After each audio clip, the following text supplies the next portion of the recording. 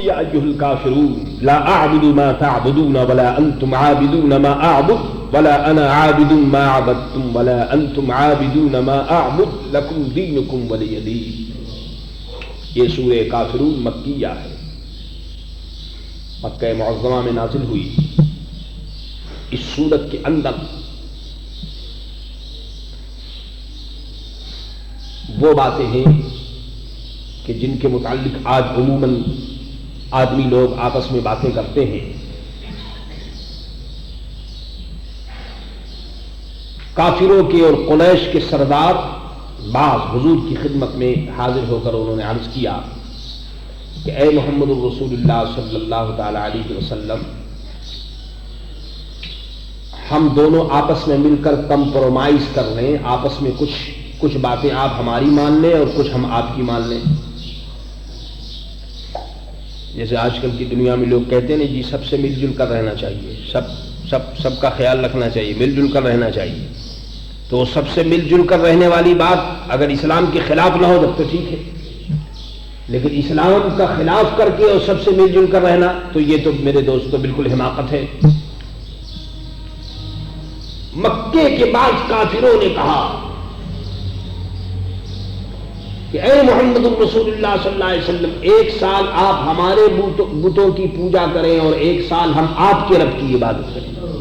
ایک سال آپ ہمارے بت کی پوجا کیجئے اور پھر ایک سال ہم آپ کے رب کی عبادت کریں گے، تو پھر آپس میں صلح ہو جائے گی.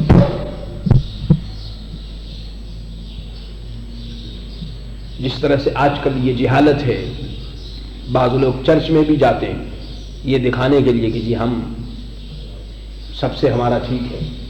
بعض کمبخت مندر میں بھی چلے جاتے ہیں. پوجا اور پاٹ کی جو یہ رسمیں ہوتی ہیں اس میں بھی یہ مسلمان دنیا حاصل کرنے کے لیے چلا جاتا ہے. تو یہ سب میرے دوستو حرام ہے، کیونکہ ہمارا ان چیزوں سے کیا تعلق؟ بھائی ہم تو، ہمارا مذہب یہ ہے، ہمارا مذہب یہ بتاتا ہے کہ بھئی تم ایک دوسرے کی عزت بھی کرو، احترام بھی کرو، محبت سے پیش بھی آؤ، لیکن جہاں تک عبادت کا تعلق ہے، دین کا تعلق ہے، تو اس میں کسی کا خیال نہیں کیا جائے. انہوں نے کہا کہ ایک سال آپ ہمارے بت کی پوجا کریں، ہم آپ کے، تو صلح ہو جائے گی. حضور نے فرمایا کہ معاذ اللہ، میں شرک نہیں کر سکتا، تم مجھے شرک کی تعلیم دیتے ہو، میں کیسے پوجا کروں گا؟ یہ تو شرک ہے. قل یا ایھا الکافرون، تم فرماؤ اے کافرو. اور اس آیت کریمہ سے یہ بات بھی ثابت ہو گئی کہ جو آدمی جیسا ہوگا اس کو ویسے ہی کہا جائے گا. یہ جو عام طور پر آپ جاہلانہ باتیں بعض لوگوں سے سن لیا کرتے ہیں کہ جی کافر کو بھی کافر نہیں کہنا چاہیے، معاذ اللہ، یہ بالکل حماقت ہے، جہالت کی باتیں. بتائیے کافر کو کافر نہیں کہا جائے گا تو کیا کہا جائے گا؟ جو آدمی کافر ہوگا اس کو کافر ہی کہا جائے گا. قل یا ایھا الکافرون، آپ فرما دیجیے اے کافرو، لا اعبد ما تعبدون، نہ میں پوچھتا ہوں جو تم پوچھتے ہو، ولا انتم عابدون ما اعبد، اور نہ تم پوچھتے ہو جو میں پوچھتا ہوں، ولا انا عابد ما عبدتم، نہ میں پوجوں گا جو تم نے پوجا، ولا انتم عابدون ما اعبد، اور نہ تم پوجو گے جو میں پوچھتا ہوں. ہمارے تمہارے درمیان کیا صلح ہے؟ تو کافروں نے کہا اچھا اگر آپ ہمارے بتوں کی پوجا نہیں کرتے تو ہمارے بتوں کو تعظیماً آپ چوم لیں، آپ بوسہ دے دیں اب ہمارے بتوں کو، تو بس ختم ہے، تو ہم آپ کو سچا مان لیں. تو میرے دوستو یہ صورت نازل ہوئی. یہ چومنے بومنے کا کیا سوال ہے؟ اس لیے ان چیزوں سے ہوشیار رہنا چاہیے کہ دین اور اسلام کے اندر یہ اس قسم کی کمزور بات نہیں ہے.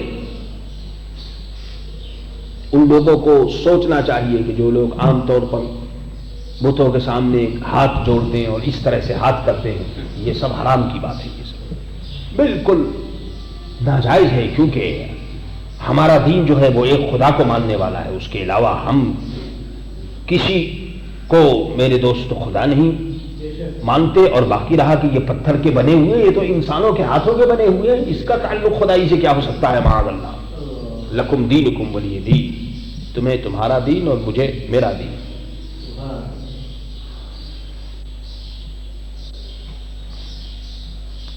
جب یہ سورت نازل ہوئی تو سرکار دو عالم صلی اللہ تعالی علیہ وسلم زمزم شریف کے کنویں پر تشریف لائے، اور وہاں آپ نے جب یہ آیت پڑھی تو تمام کے تمام لوگ جو ہیں وہ نا امید ہو گئے۔ اللہ اکبر۔ آؤ، ان کو بتا دیا گیا کہ بھئی ہمارے دین میں اس قسم کی بات نہیں، ہمارا دین بالکل صاف ہے اور واضح ہے، اور ہمارے دین کے اندر یہ اس قسم کی کوئی چیز نہیں۔ لکم دینکم، تمہیں تمہارا دین اور مجھے میرا دین، تم اگر اپنا کرتے ہو تو کرو، تمہاری مرضی، لیکن ہمارا دین جو ہے وہ مکمل اور مضبوط ہے، اس لیے ہمارے دین میں کسی قسم کی مداخلت نہیں کی جائے گی۔ اللہ